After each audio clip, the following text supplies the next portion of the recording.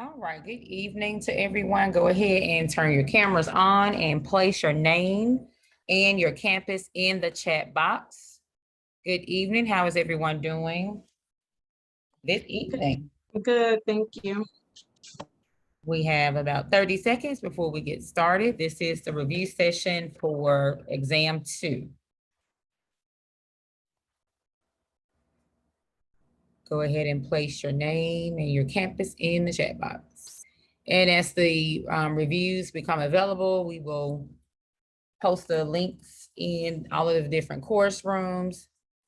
It takes a minute. I know on my end, I don't know about the other instructors, for it to convert. First it has to save and then for you to upload it. And so it takes a little while. But nevertheless, all right, it is 6 o'clock. Let's go ahead and get started. Be sure to place your name and your campus in the chat box. So I'm just going to share my screen here.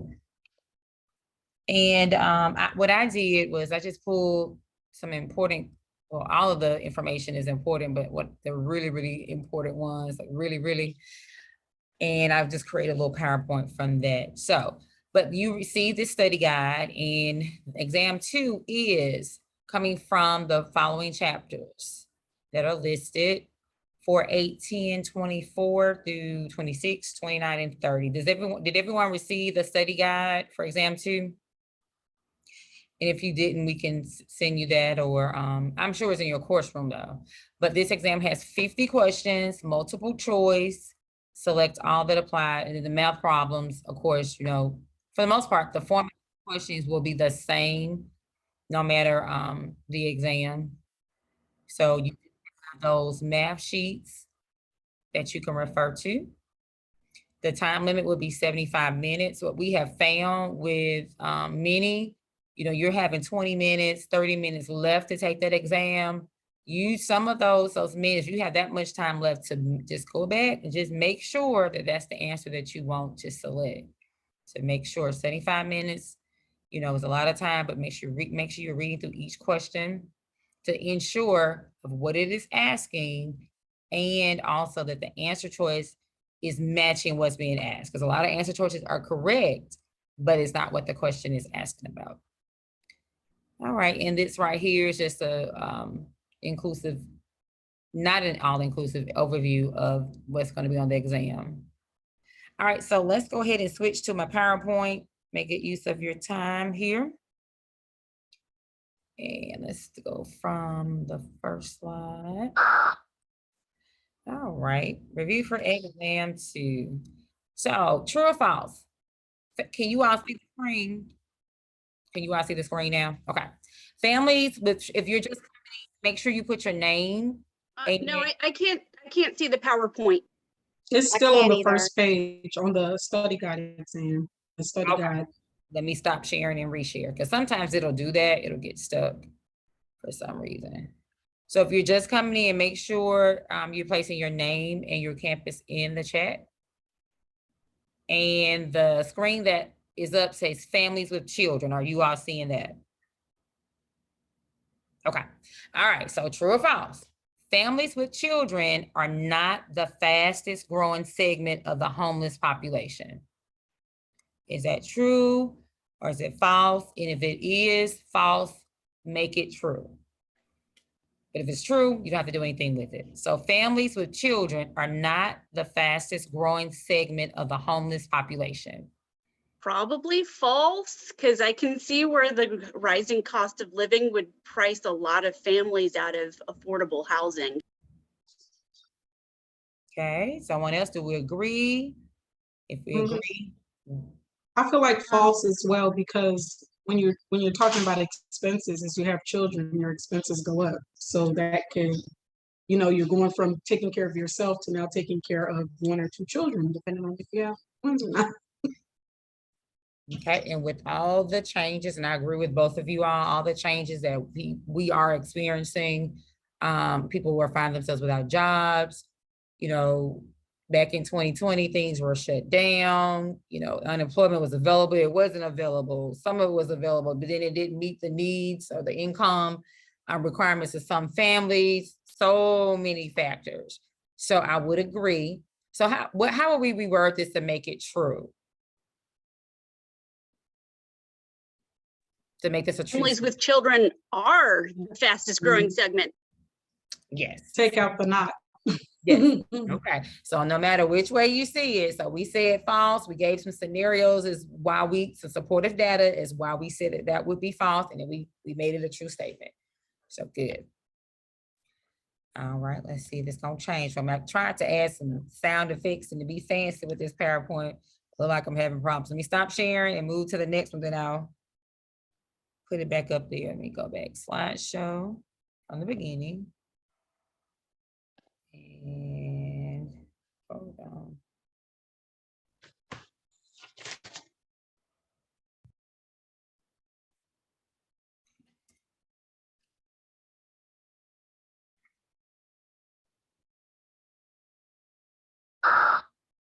Okay, and so just make sure that you understand these two concepts.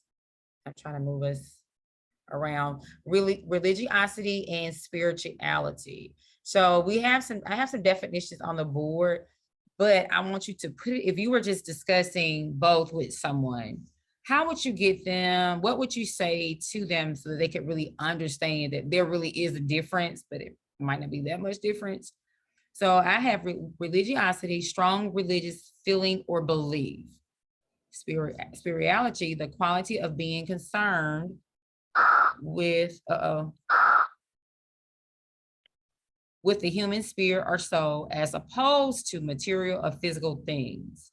So how would you explain this to someone, and why is this an important part of help taking care of your patient or your client? I think we can say, as far as like religiosity, it would be like believing in a God, in something. And then spirituality, it would be more of like just something like more of like a culture rather than something religious. Okay, so let me hear from two more. If you were religiosity probably has more to do with specific religions like Christianity or Judaism, something more specific than spirituality. And spirituality is kind of a subset of religion, because say you are Catholic, a lot of your religion revolves around you actually going to church and being religious at church. Whereas a spiritual Catholic would be more interested in their spiritual things rather than just the trappings of their religion. Okay, one more is Erica. I believe religiosity is just kind of like, to piggyback, is of I don't know who the first individual was, but more so of like you believing in a higher being, so God, Buddha, or whomever. Whereas spirituality, you may not necessarily believe in a higher being, but you have some type of belief that good point. It's more general.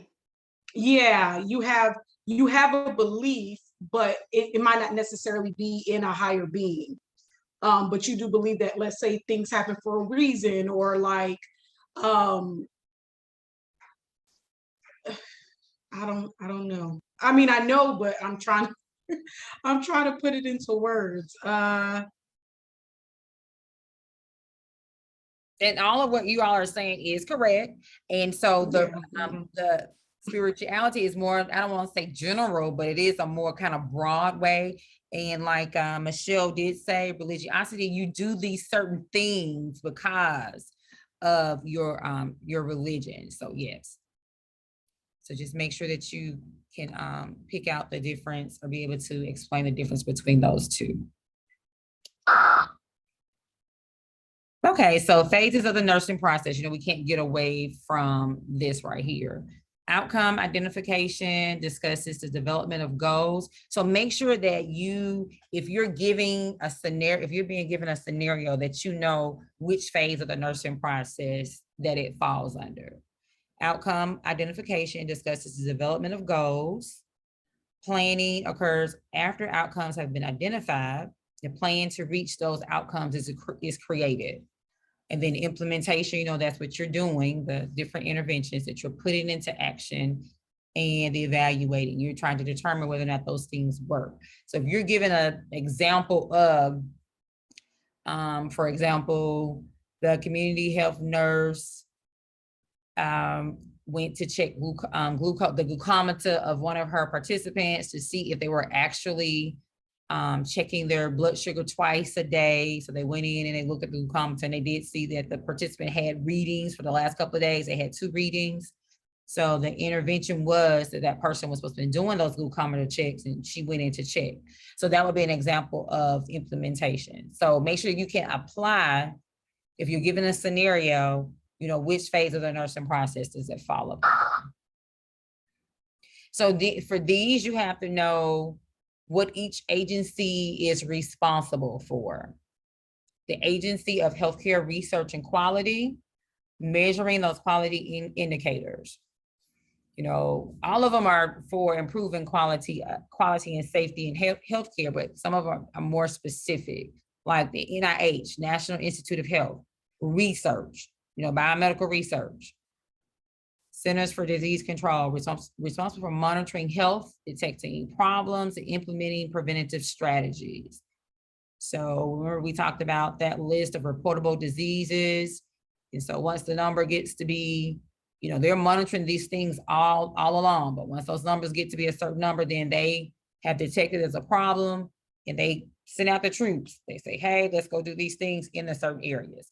So make sure for each of these that you know what each is responsible for.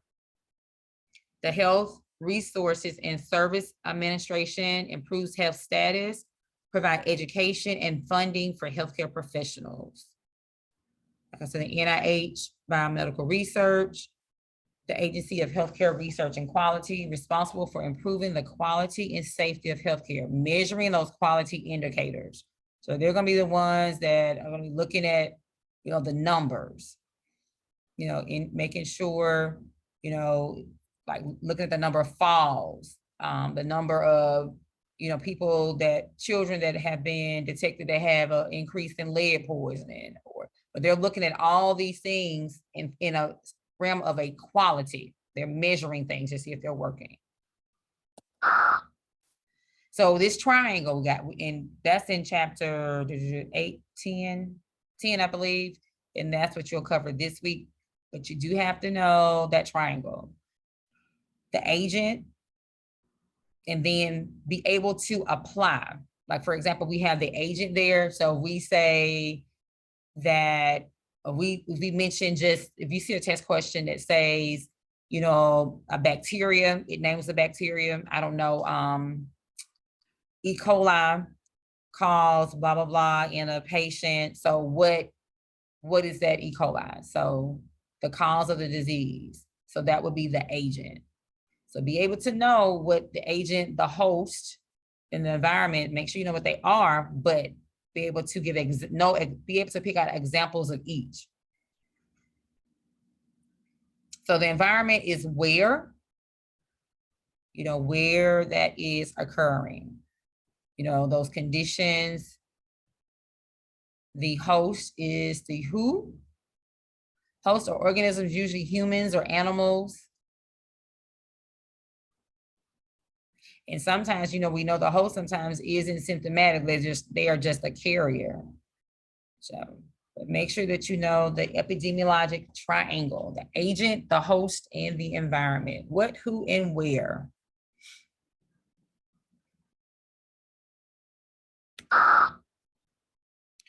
So for the levels of prevention, I believe it's going to be on all of the exams. And for the most part, we know the definition, but knowing the definition, you have to be able to apply it. So you will be given questions that say, hey, we want to select a primary prevention. select a secondary prevention. So you have to take the definition that you know and be able to pick out the correct intervention. So let's look at primary. Primary level of prevention focuses on prevention. So think about those things that we do that focuses on prevention. And then the key is where there is no disease process. Because sometimes your scenarios, I don't want to say they're tricky, but reading through the scenario, it might give you a person that has a disease process, but the level of prevention that is asking you to pick or select doesn't have anything to do with the disease process. So make sure that you're reading through each question carefully and make sure what is this question really asking? And then select the answer choice that matches it. So, okay. So primary level focuses on prevention where there is no disease. So tertiary, trying to move us over here. Can you all see the whole thing or you see us too on the board? I was trying to move us out of the way. So tertiary is education where there is a disease process. So primary and tertiary are like the opposite of each other. So remember, primary, there is prevention and there is no disease process. Promoting health, avoiding harm. So when you look at your interventions, think about teaching or encouraging a behavior that would decrease the chances of a disease. Show and tell, demonstrate the thing that you are teaching. And I'll give you some examples here. Healthy eating. The farmer is a guest at the community center and they're bringing all different kinds of food items and they want you to pick out the healthy items. So you are showing and telling and you're demonstrating. You're partnering with local groups to provide education. So these are some different interventions that go along with primary. So someone define primary for me. What do you think of primary level of prevention? Tell me your definition. People coming into school and teaching about teeth brushing. Okay. Someone else. Primary. Eating healthy and exercising to prevent obesity or high cholesterol or diabetes. So if they were teaching an exercise class with people that had obesity, would that still be primary prevention? No. Why? Because they already have the disease. They already have it. So at that point, it'll be tertiary because you're maintaining it. Or, I mean, of course, the goal is for them to lose weight, but you're maintaining whatever they have.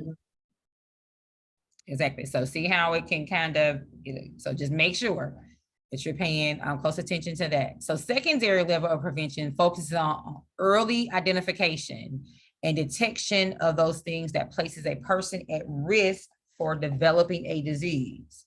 So screening is a biggie. So just think about all the different ways that we can screen.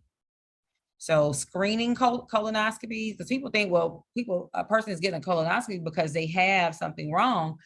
They might be, but if it's a screening colonoscopy, it's just one of those things that they put out there is a secondary level of prevention. It's one of those interventions that's there so to detect, to prevent, to get early detection. But a person can have a colonoscopy done and also already have something going on with the GI system. But that would be different, that would be tertiary. But if it's just a screening colonoscopy, like about, let's see, what was his name? Chadwick Boseman, I think the year that he passed away, they had actually changed the age, the recommended age for screening colonoscopies. I want to say it decreased like about 5 or 6 years. So at first it was like 50, around 50 something. Now it's like 45-ish. And not to say that you have something wrong, but it's just a screening colonoscopy trying to early detect things. So a mammogram, would that be tertiary or secondary? Secondary. So Susie went and got her follow-up mammogram after completing 3 rounds of chemo for her stage 1 breast cancer. What is her mammogram then? That would be tertiary. All right. So things like drug screening, many times, you know, with public health, we'll go out to the different work sites, and that's just part of what they do. They'll, you know, they do random drug screening, and or they might just have it as part of their wellness day.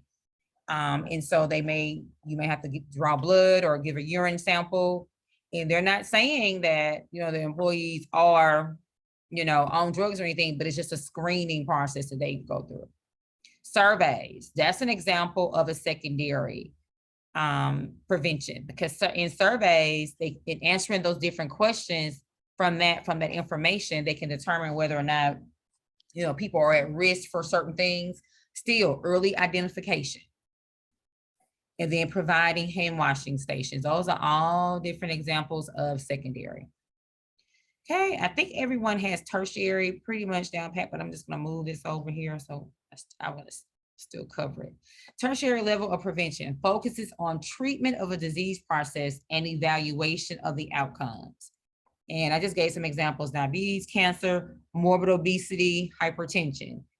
Education where there is a disease process. Okay.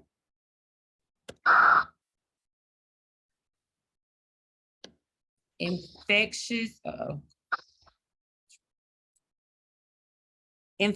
and communicable diseases are likely to be transmitted if clients are in a high-risk category. And so I just listed some different examples of what might put someone in a high-risk category. If they are an IV drug user, individuals who experience persistent and recurrent STIs, multiple sexual partners, those that exhibit greater risk-taking behaviors, that expose themselves to blood or body fluids.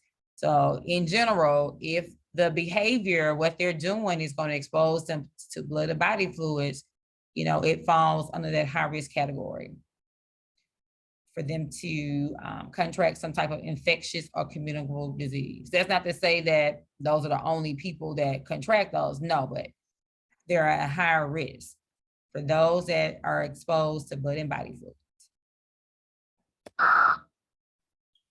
So we do need to understand, like, Medicare, both Medicare and Medicaid are insurances, but one of them takes care of, you know, depends on the situation. For Medicare, I like to say the care part. We take care of our elderly care so that you won't get them mixed up. And then the K part. Quick question. Mm-hmm. Are you still going off of the levels of prevention slide? No, I'm just talking about different concepts that will be on. Oh, okay. But you haven't switched the slide yet. Oh, it's not showing Medicare. Let me stop sharing and restart. No. Okay. I'm not sure why I get stuck like that, but let me share again. Thank you for bringing it to my attention. Okay, so did you all see the infectious one? No. Okay, let me go back then.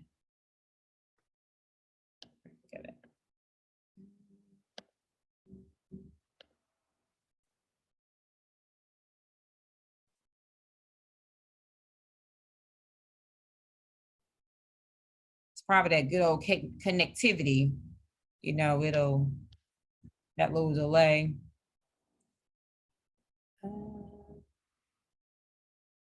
Trying to share the screen here. We can't see that connectivity, but we see the effects of it, delays and things. Okay, so you all didn't see this when I was talking about the infectious and communicable diseases.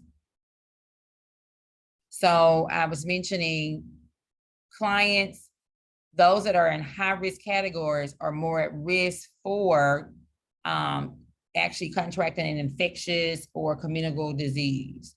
And these are just some activities or things that people engage in that put them at high-risk categories.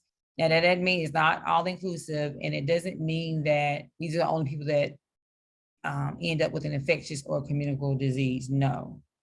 But high-risk categories, people that are IV drug users, have multiple sex partners, and those who experience persistent and recurrent STIs.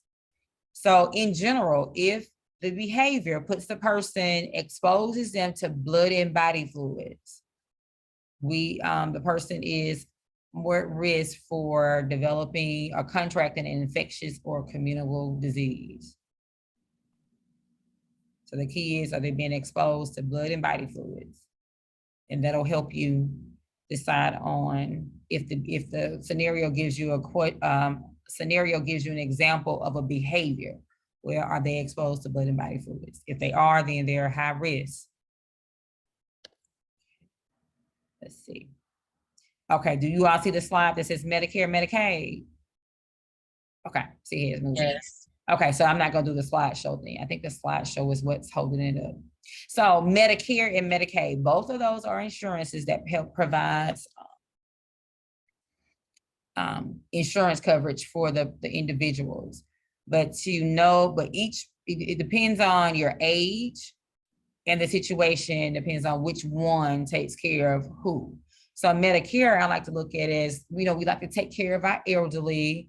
And so if you're age 65 and over or disabled, that they qualify for the Medicare. Now that doesn't say that people don't have both, and people that are under age 65 don't have Medicare, but in general, the Medicare is for the age of 65 and older. Medicare is a federal insurance program administered by the Social Security Administration. We only pay for home health care by skilled professionals, that is you all, while the client is homebound. So it has to be a skill. So if the person is over 65 and they need assistance with bathing and eating, will Medicare pay for the nurse to go in and to do that? Is assisting with bathing and feeding a skill? Or if the nurse needs to provide assistance with bathing and feeding and also do glucometer checks, a wound change, a dressing change, which one will Medicare most likely pay for? Which one is considered a skill? What'd you say? Wouldn't it be the one with the wound care and glucometer and stuff like that? Yeah, those are skills, exactly. So now they will, so for the most part, and this is talking about home health care now. So it has to be a skill. And those things have to be documented. So if you went in and you just document that you just assisted with the bath, then they're not gonna do reimbursement for anything, because it's based on the skill. So clients are still responsible for deductibles and copays. They're not as much, they're not as much, the deductibles and copays, because some deductibles can be like $50, but for the most part, theirs are not that high. So Medicaid is, for the most part, everyone that's younger than 65. Based on the client's lack of financial resources, federal and state governments have those assistive programs, and they may reimburse for home health aides and other non-skilled supportive services. And so that's why you see sometimes people will have both, because where one insurance doesn't cover it, the other one does. And so they qualify for both, and they would need both, because one of them may not cover the service that's being provided. Okay. And this is just another look at skilled care versus non-skilled care. We talked about the wound care, the dressing change, the finger sticks, versus sitter services, someone just needing someone to just sit with them, just to be there, provide those assistance with ADLs, that's that, dressing, bathing. So this is just another look at that skilled care versus non-skilled care for reimbursement for Medicare. So another organization, we need to make sure that we know, what's their purpose, what do they do? The WHO, of course, for the most part, all of them, they want the highest possible health for all, but how do they do that? The WHO monitors adverse drug reactions, establishes standards for vaccinations, disseminate biomedical research, provide information on international occurring diseases. So they are sitting there in between, they're the go-between. So they're collecting data, you know, like the CDC specifically for us, but the WHO they're collecting data internationally.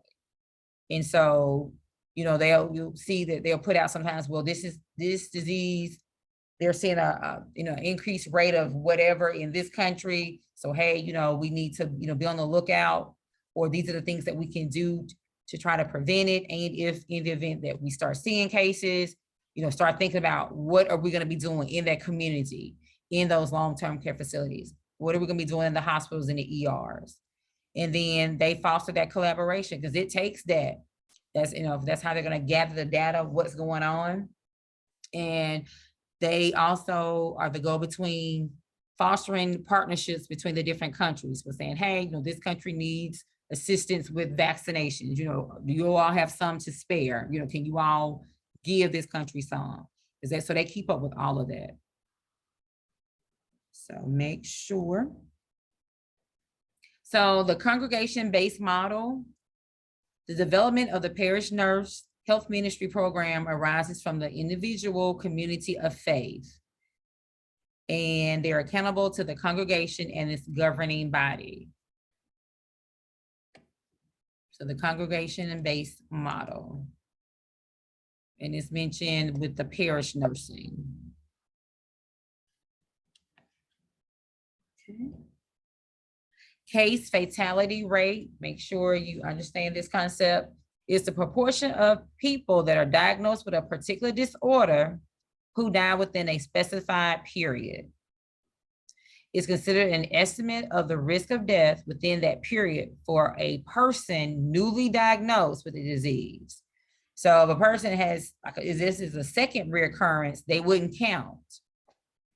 You know, so this person, you know, they had a disease process and they were cured, or, you know, it went away and then they were reinfected and then they died. No, this is for a person that's newly diagnosed. Persons diagnosed with a particular disease often want to know, you know, the probability of them surviving. You know, is this, you know, they tell the doctor, healthcare provider, say, hey, you know, you have this disease process. Well, how long do I have to live? Is this going to kill me? That's like a common response question from a person. So this has to do with case fatality rate, the proportion of persons diagnosed with a particular disorder who die within a specified period. So make sure you understand that concept. Just a few more slides. And we talked about OSHA a few minutes ago, but just want to make sure that you understand we have all of these different entities that are there to protect us, the patient, and the healthcare workers. So purpose is to ensure safe and helpful working conditions, OSHA. Safe and helpful working conditions are ensured because the standards that they have been enforced. So they do maintain a database of work-related injuries. It's out there. I forget what that, I don't know if it's directly on their website, but, you know, work-related injuries, illnesses, and death, they keep up with this. They, you know, if for those of you that are working, for the most part, there's a poster somewhere in your facility that has their phone number on it. So they're there because your employer is supposed to provide safe working conditions. If things tear up, or, you know, are in need of repair, it is their responsibility to do that. And unfortunately, work-related injuries, they do happen. They do happen. So if things are not working properly in your workplace, you know, what is that reporting process? You know, don't just ignore that bed is, the thing keep falling, the crank or the rail keeps falling off the bed, or that door is not, that sink is dripping water. I'll let the next person report it. No, that's, you know, go ahead and report it, because someone might slip up and then that's an injury. And sometimes people don't recover from those injuries. So OSHA, working conditions. And hospice care helps maintain the client's dignity and comfort. The goal is to try to alleviate the pain, encouraging the client, the family, and the friends to communicate with each other, coordinate care to ensure a comfortable, peaceful death. And that doesn't mean just because someone ends up on hospice doesn't mean that they have to stay on hospice. Some conditions improve and they actually, don't qualify for hospice anymore, so they have to come off. But the overall goal is to just maintain the client's dignity and comfort. Curing the disease is not a part of it. Patients might improve, but that's not their focus. Okay. And those are the points that I have pulled out for review for exam